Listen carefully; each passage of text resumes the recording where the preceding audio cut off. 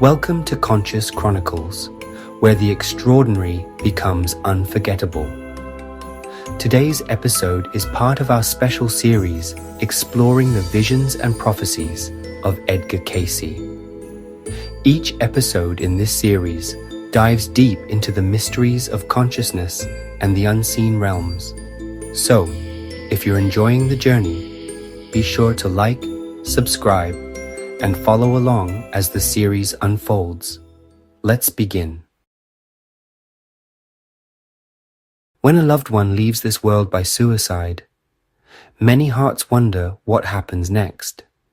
Fears, old beliefs, and the weight of guilt make this transition a veiled topic, often accompanied by suffering for those who remain and for those who cross the threshold of existence. However, it is necessary to understand that life does not end. Consciousness continues, and in God's love, no one is lost. Divine mercy welcomes all souls, regardless of their pain, their choices, and their stumbling blocks. In the spiritual world, everyone is welcomed according to their state of soul. Pain persists for a while, but never without support. The guides, true friends of the eternal journey, are present. The invisible hands of love do not condemn or punish, but welcome with patience, offering new opportunities for learning and growth. There is no eternal hell, but rather a process of awakening where each spirit revisits its decisions and gradually finds new ways to move forward. Feelings of guilt and regret often imprison the departed, but the light is always accessible. Imagine a young man who, overcome by despair, has interrupted his journey. Upon awakening on the spiritual plane, he finds himself shrouded in the shadows of his own mind. The pain is still there, but not as a punishment, but as a reflection of what has been left unresolved. Gradually, loving guides approach him, respecting his time and showing him that love has never been absent. At that moment, a great truth dawns on us. We are understood, not judged. God is love, and his laws are for progress. No matter how dark the night of despair, there will always be a new dawn. And here, my brothers and sisters, lies hope. Compassion is the bridge that leads us back to the light. The universe's greatest invitation to us is to understand that every experience has a purpose. If you are here reading these words, perhaps it is because you are looking for answers to your own journey, or want to understand and help someone who is going through moments of doubt. What if I told you that you could be a point of light for those who are still trapped in their own pain? Thought, prayer, and the sincere intention of love can reach those who are suffering, gradually freeing them from the weight they carry.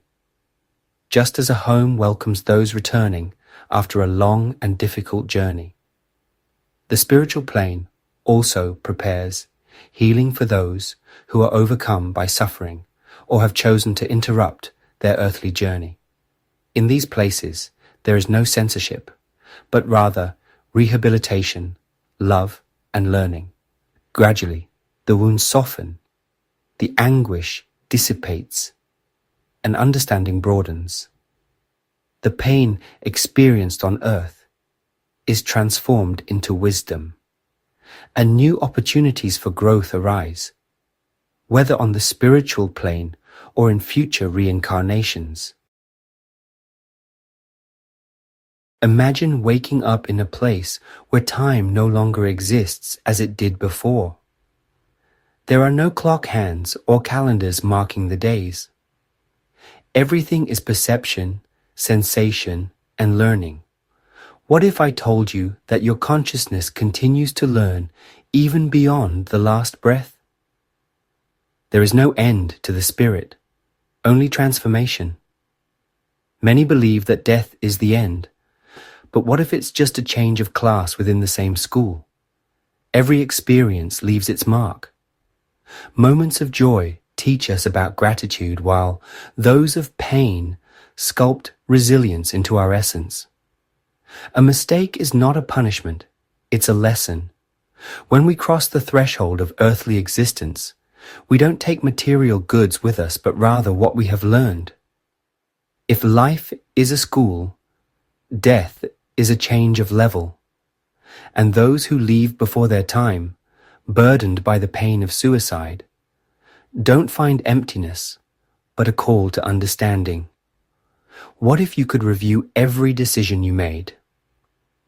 What if you could feel no longer selfishly, but with an expanded view of the universe, the impact of your choices on the world and on others? Many who cross the threshold of existence report a moment of retrospection where consciousness expands and everything becomes clear. Life doesn't condemn, it instructs. What was once incomprehensible now makes sense. The great truth is that none of us is lost. Even those who choose to leave early find a way to learn. Spirit guides assist in the process, offering clarity and direction.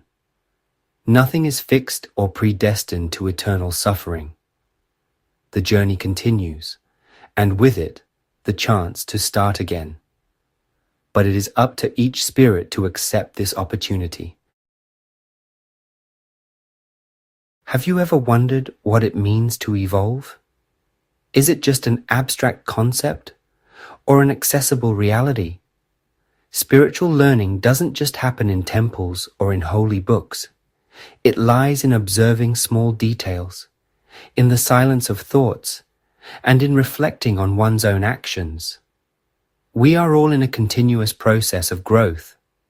The more aware we become of this, the faster we learn.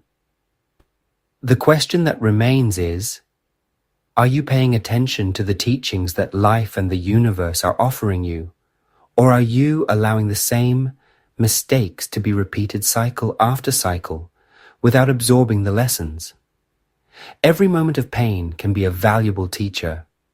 Suffering is not an unfair burden, but an invitation to awaken. Are you ready to see beyond the pain and understand what really needs to be transformed? What happens at the very moment when earthly life ends? Is it the end or just a passage to something greater? For those who commit suicide, the transition is a plunge into the unknown, where the consciousness, free from the physical body, comes face to face with its own essence. Unlike what many fear, there is no eternal condemnation or punishment imposed by a severe deity. What there is an encounter with inner truth, a moment of absolute perception where every choice and every emotion is revisited. Imagine for a moment that you wake up, but you don't feel the weight of your body. You look around and realize that no one else sees or hears you. The silence is mixed with an echo of thoughts and feelings that accompany you. Many spirits, when faced with this reality, feel confusion, fear, or even resistance. The consciousness refuses to accept what has happened and often projects illusory scenarios, creating a kind of alternative reality where they repeat the last moments of their life without realizing that the change has already taken place. In this period of transition, each spirit follows a path according to their emotional vibration. Those who left in deep despair may initially find themselves trapped in a state of painful introspection, reliving feelings that led them to this extreme decision. But they are not alone. The spiritual plane is governed by laws of love and learning, and loving guides approach patiently, waiting for the moment when the soul will allow themselves to be helped. Time here is not as we know it. Suffering is not a punishment, but a reflection of what still needs to be understood. And this pain can be alleviated as the spirit accepts support. For some, acceptance is quick. For others, it takes a longer period of elaboration. But there is always a way out, a new opportunity for growth. What if you could help? If you could send light, love, and prayers to these souls in transition? Thought is energy, and every gesture of compassion can be a beacon in the darkness for those who are still trapped in their own pain.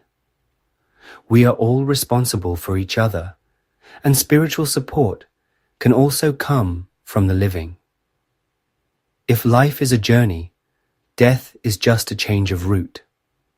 But where does each spirit go after it leaves? The answer is intriguing. There is no single destination, but multiple possibilities, all determined by the vibratory frequency of the being. Different consciousnesses, different learnings, different realities.